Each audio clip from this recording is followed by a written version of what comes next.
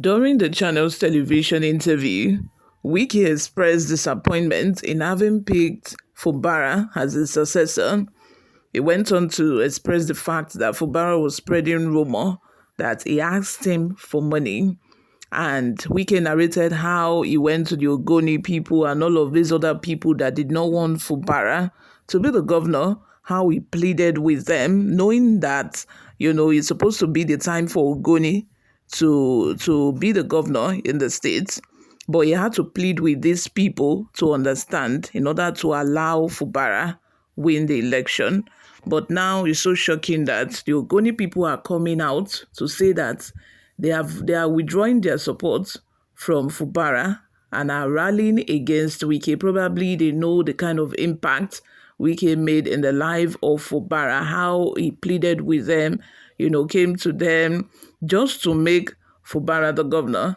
And now it's so sad that both political godfather and godson are no longer in good terms. Only God knows what caused, the rift between the two of them. Something happened for sure that we are not, we don't know about yet. Only God knows, because I remember that Sheum Okinbaloye, is it Okinbaloye? Yeah, asked Wike that what exactly is the reason for the rift between the two of them. Wike only said Fubara was, telling people that he asked him for, 100 million naira.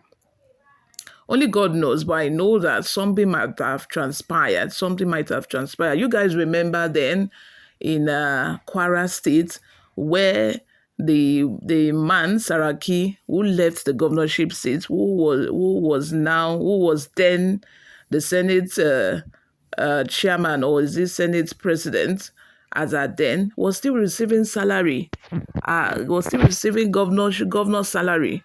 Even though he has left that seat and he was no longer the governor, he was still collecting money from Kwara State each month.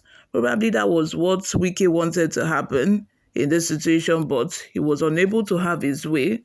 Only God knows. But time will for sure expose all of the truth behind, this. Before we delve right into the details of today's news, if this is your first time here or you haven't subscribed to this channel, please make sure you subscribe, like this video, and all other good stuff. Leaders from the Ogoni and Oyigbo zone have formally withdrawn their support for incumbent Rivers Governor Siminalayi Fubara ahead of the 2027 general elections. The leaders have instead thrown their weight behind the Minister of the Federal Capital Territory, FCT, Nyesom Wike, while urging political parties to consider an Ogoni Oyigbo candidate for the governorship. The leaders gathered on Saturday in Norwa, Thai local government area, at an event tagged Ogoni Oyigbo People's Assembly. The assembly, which focused on fostering unity between the two ethnic zones, was heavily attended by politicians loyal to Wike, who remained locked in a bitter political feud with Fubara, his estranged protege. Prominent personalities, including Senators Barinada Biggie and Magnus Abe, Ambassador Desmond, and Chief Victor Giadom, attended the meeting. The group emphasized that after years of marginalization, it was time for Ogoni and Oyigbo to produce the next governor of Rivers State. Speaking on behalf of the assembly, Senator Piggy declared the Ogoni and Oyigbo People's Assembly, a multi-political convergence of 5 local government areas within Rivers Southeast Senatorial District, met today to reaffirm their support for the President Bola Ahmed-led administration and pledge total loyalty to the former governor of Rivers State and current Minister of FCT, Chief Nyesom Wike. We also reiterate the obvious fact that the senatorial district Upland is due for governor and should produce the next governor of Rivers State come 2027. Tensions between Wike and Governor Fubara have been mounting, with Wike publicly withdrawing his support for his former ally.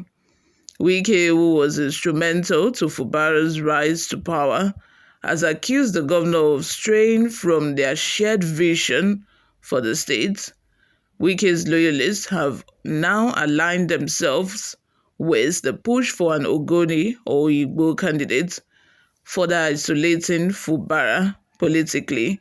I don't know how Wike is going to go about it. I don't know what is going to happen by 2027.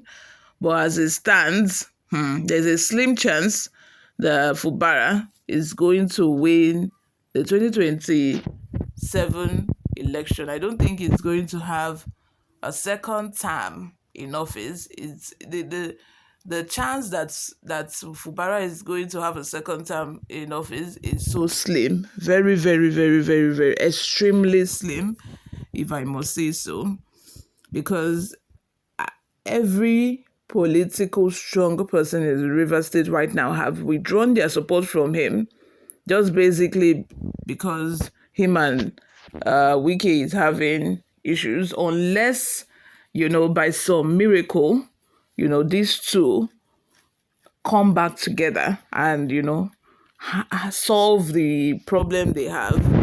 Unless that would Fubara have a second opportunity on the governor's seat. But we are here watching.